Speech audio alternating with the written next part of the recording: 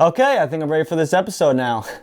Okay, so this episode was going to be a climbing fails episode, but I found that one of those fails I could explain a lot better in a full-length episode. So that's what this is going to be. This episode is about full-length rappelling and using your full rope length to rappel. So let's roll the intro and let's get started.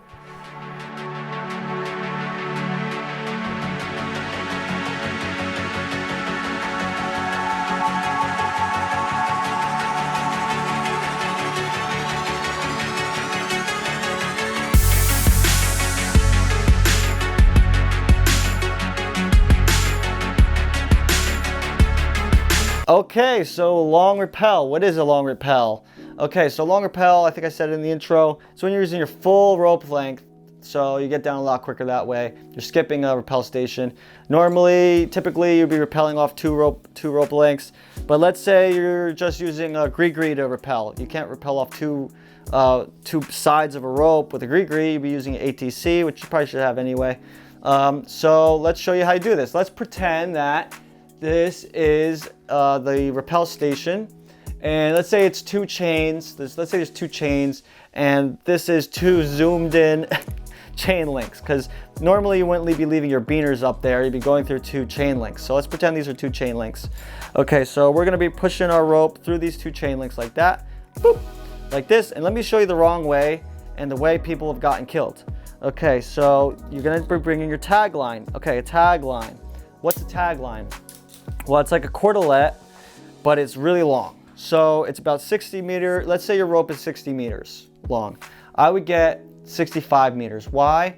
Because when you're rappelling, this rope's going to stretch, and this one's not going to stretch because there's no weight on it. So by the time you got to the bottom, this one might be up in the air a little bit higher than you would imagine. So get a little bit longer. So maybe 5 extra meters longer of a tagline would be good.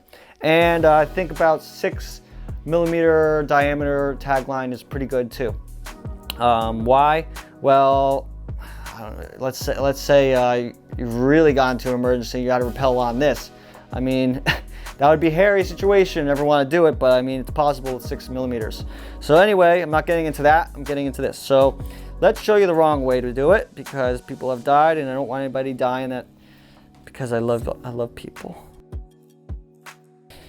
Let's just do the overhand EDK, European Death Knot. Okay, so that's what they do. Let's say this is two chain links. Why do they do that? Because they figure that let's pretend these chain links were actually chain links, and this knot would butt up against the chain links. There'd be no imaginable way that this knot could possibly go through those little chain link holes, but they end up going through those chain link holes. After this gets weighted a lot, it gets a lot tighter, a lot smaller, it works its way in there. Somehow, maybe an EDK could roll, so you'd want a lot more tail. I have a whole tutorial on EDK knots. So yeah, it ends up going through there, and then they're just a statistic. So yeah, boom, whoop, and then they're dead.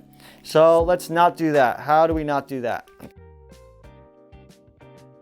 Okay, ladies and gentlemen, let's do it the right way now. How do we do it the right way without dying?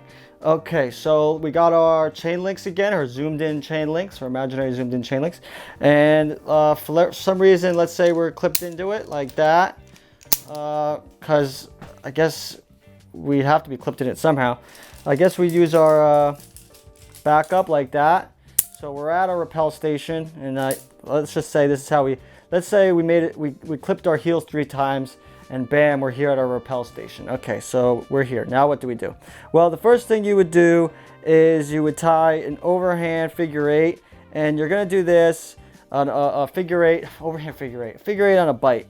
We're gonna do a figure 8 on a bite because this is gonna allow us to untie the knot and play games with our rope without dropping our rope to the ground and looking like a total idiot. So, okay, we're gonna clip in like that, and we're gonna untie this knot. And now we could play games with it.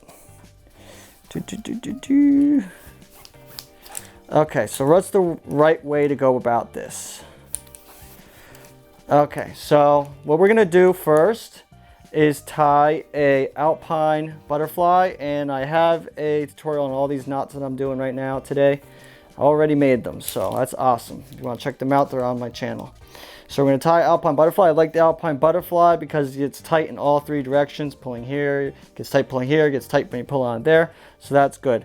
And now it's time to attach. It's where the magic happens here. Magic happens by taking this weird beaner, locking beaner. Mine's weird because I'm kind of short on beaners right now. I don't know where I put them all. So we're going to put that right there and then there. Now the magic's there. Now you can rappel on this and you can get straight to the ground. You're not going to be able to get your rope back. You're going to have to come back tomorrow or something and get your rope back. But it's not going to pass through and you're not going to die. So how do we get a rope back? Well, that's where the tagline comes in. Here's my tagline. And how are we going to tie the tagline to this rope? Well, most guys would tell you just tie EDK just like that. You're not going to weight it, so that's good enough. And some guys do that. I probably wouldn't do that, but you could do that. You could if you're. This is good if you're rappelling on a gree-gree, which is on the ground right now, and you could attach to your gree-gree to the rope, like so.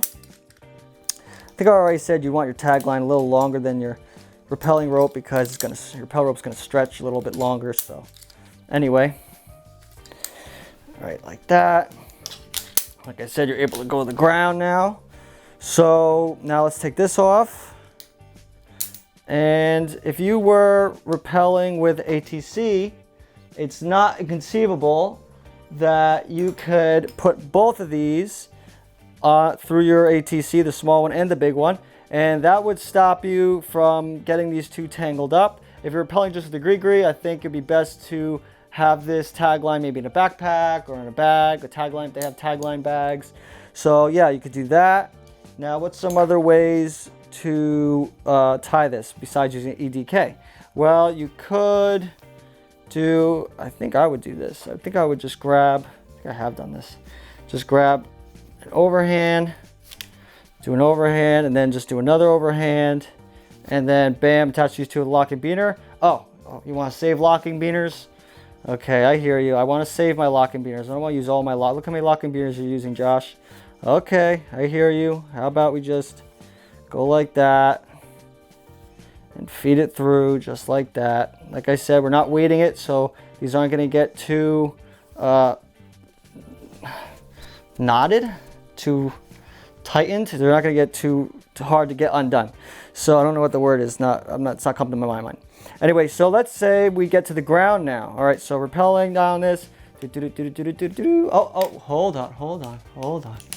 hold on. I gotta take it back up off. And we gotta go down. Okay, back up. Now we're gonna go down the ground. Now, let's say we're on the ground. Before you do that, forgot to mention, you'd want to be tied with a backup knot on your rappel rope. And you don't want a backup knot that's just flying around down there somewhere. You want it tied into you. Why? Why do you want it tied into you? So when you get down to the ground, and you might be doing this because you want to be saving some time, you get down to the ground and all of a sudden you just start pulling on this rope because you want your rope back and you want to rappel it. Maybe it's raining or something. If that knot's not tied into you and you get down there real quick and then start pulling this through, guess what? You might have your backup knot in it because you're trying to be safe, and then you look up and you go, oh crap, what am I going to do now? Your backup knot is all the way up there and you got no way of reaching it and you're screwed. So if you have that backup knot tied to you, that's going to prevent that from happening, that mistake from happening of you pulling the tagline and your backup knot flying up in the air and then you're cursing. So that's a good idea. And you should also probably have the tagline at the end tied. The end should be tied into the bag, the backpack, or you or something. That way you're not going to lose the tagline either. So let's say we got down to the bottom. Okay, gonna get off the rappel. What's this going to look like? Just like this. And then we're going to start pulling on our tagline. And it's going to come down like that. And it's going to go all the way till the end falls through. And then you could repeat the process again. So that is a long rappel. Okay, beta climbers, I hope you enjoyed that short little lesson of a long rappel with retrieve. If you have any questions, go down in the description. I'm sure people will write some interesting comments down there. We probably learn a little bit more from everybody else. If you got something to write it down there so people can learn. That's about it. Oh, check it out. I got my merch. I'm wearing my merch. If curiosity gets best out of you, description below to check out my merch store. And here's my Instagram. And that's about it. I'll see you guys next week. I make a video every week. So tune in next week. Josh Perry climbing out of here. See you next week.